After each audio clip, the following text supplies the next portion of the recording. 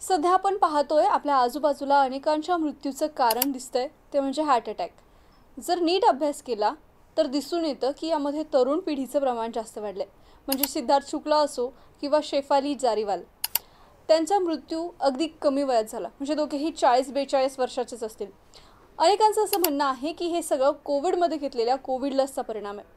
हो, आपण आज याच विषयावर चर्चा करणार आहोत। नमस्कार, मी वैष्णवी आणि तुम्ही पाहत आहात MCN न्यूज। आज आपण याच विषयावर चर्चा करणार आहोत।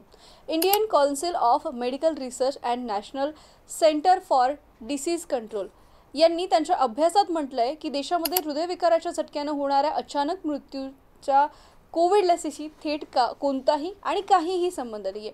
हा अभ्यास 18 ते 45 वयोगटातील लोकांच्या अचानक होणाऱ्या मृत्यूंवर करण्यात आला।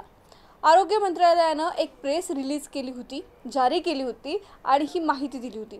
अभ्यासामध्ये भारताची कोविड लस सुरक्षित आणि प्रभावी असल्याची पुष्टीही करण्यात आली। त्यामुळे होणाऱ्या गंभीर दुष्परिणामांची प्रकरणे दुर्मिळ आहेत। अभ्यासात असंही म्हणण्यात आलंय की अचानक होणाऱ्या मृत्यूची अजून वेगळीही कारणे असू शकतात। यामध्ये अनुवंशशास्त्र, जीवनशैली, अधिक अस्तित्व असलेले आजार आणि कोविड नंतरच्या गुंतागुंतींचा यामध्ये समावेश आहे।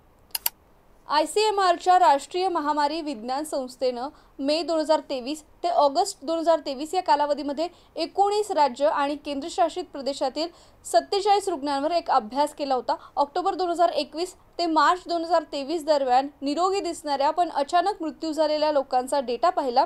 निकालावरून असं दिसून आलं की कोविड लसीमुळे अचानक मृत्यूचा धोका कधीही वाढत नाही।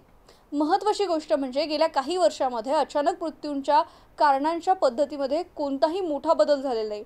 बहुतेक मृत्यूंचं कारण हे अनुवंशिकता उत्परिवर्तन आहे, पण हा अभ्यास अजूनही सुरू आहे।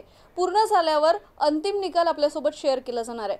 पण लस घेतल्यामुळे हार्ट अटॅक होऊन मृत्यूचं प्रमाण वाढलं आहे असा समज किंवा गैरसमज म्हणा हा नागरिकांमध्ये पसरतोय। तुम्हाला याविषयी काय वाटतं आम्हाला कमेंट करून नक्की कळवा आणि पाहत रहा MCN न्यूज।